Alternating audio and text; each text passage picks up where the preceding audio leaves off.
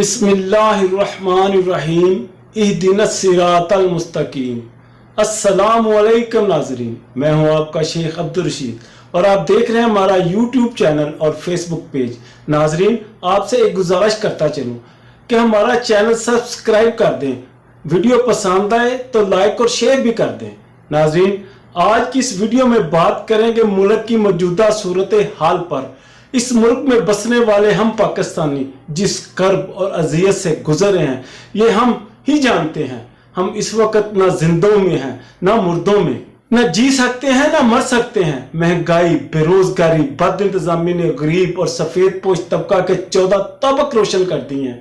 بجلی کی قیمت میں ہوش ربا اضافے نے صارفین کے ہوش اڑا دیے ہیں۔ بجلی کے صارفین پر ٹیکسوں کی بھرمار کر دی گئی ہے۔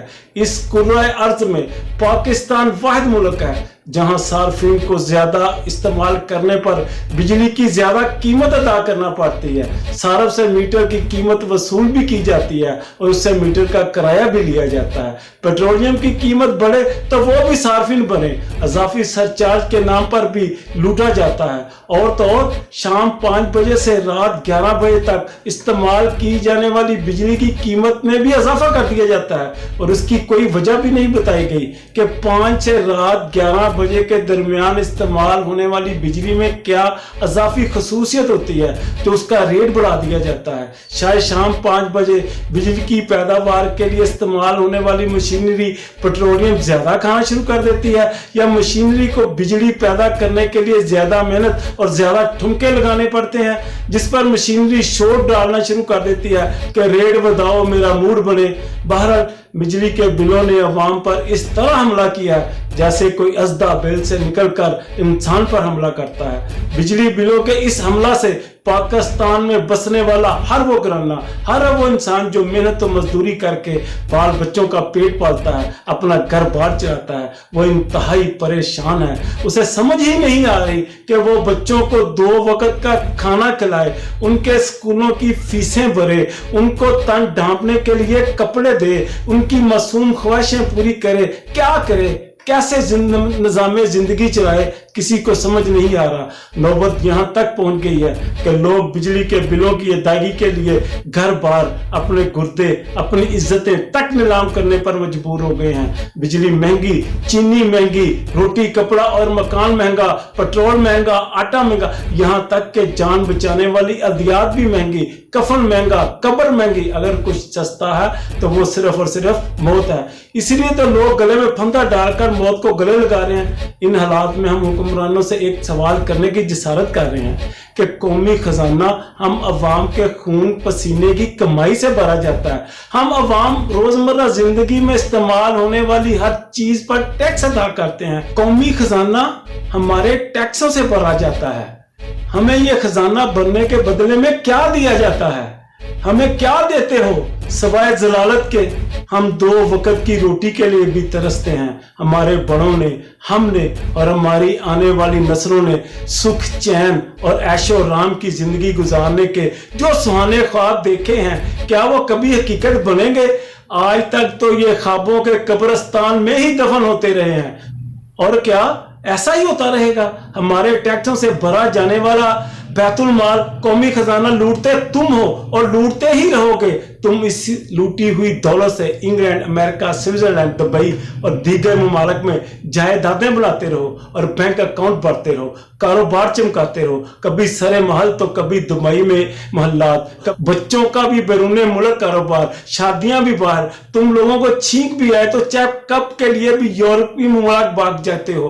پاکستان کو تو تم لوگوں نے اپنی راجدھانی بنا رکھا ہے اور ہم عوام کو اپنا غلام سمجھتے ہو۔ کیا قائد اعظم نے انگریز کے غلاموں کی غلامی کے لیے یہ آزادی دلوائی تھی؟ ایسے ہم پاکستانیوں کو انگریزوں کے یہ غلام ہی صرف غلام نہیں سمجھتے، ہمیں تو وہ بھی اپنا غلام اور سرونٹ سمجھتے ہیں جو ہمارے ٹیکسوں پر لاکھوں روپیہ تنخواہیں لیتے ہیں، جنہیں ریاست پاکستان کا پبلک سرونٹ کہا جاتا ہے۔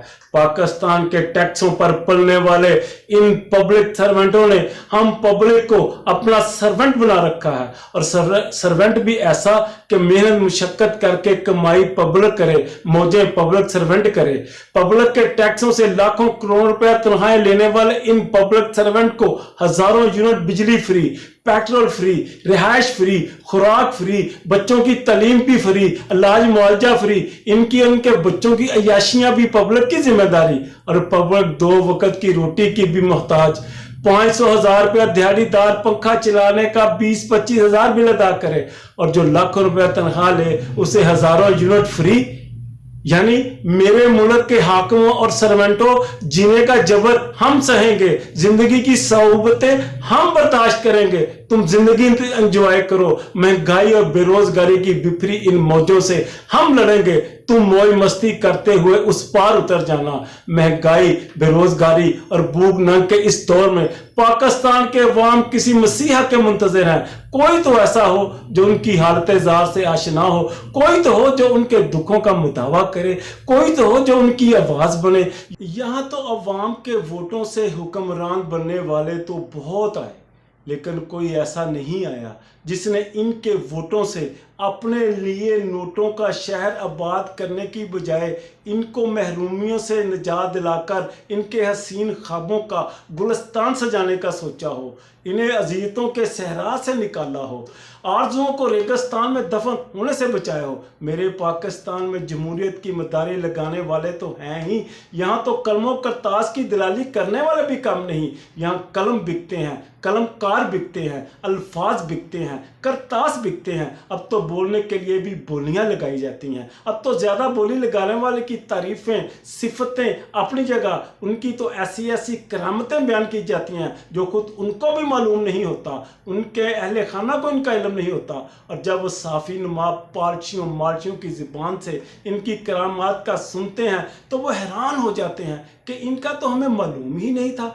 और जो कोई सिफात और करामात की इस मदारी का हिस्सा नहीं बनता तो उसे दुनिया का बदतरीन और नालायक तरीन इंसान साबित करने के लिए उसे बुराइयों और नालायकियों का गुरु बना दिया जाता है। एंकर उससे इतने एंगर हो जाते हैं कि उनकी एंगरी को अल्फाज का जामा पहनाना हमारे बस में ही नहीं। वैसे सादत हसन मंटो ने इसकी क्या खूब मंजर कशी की है। उन्होंने इनके लिए फरमाया था कि एक कलम फरोश साफ़ी जिस्म फरोश औरत से ज़्यादा बदकिरदार होता है। आज के दौर के साफ़ियों से एक अर्ज़ करने की गुस्ताखी कर रहा हूँ कि अगर गिरेबान हैं तो कभी रात की तारीकी में तन्हा बंद कमरे में अपने गिरेबान में झांक कर देखिएगा तो आपसे कुछ भी पोशीदा नहीं रहेगा। और हाँ, देखिएगा ज़रूर, शायद आगे आप समझदार हैं। अल्लाह हाफ़िज़।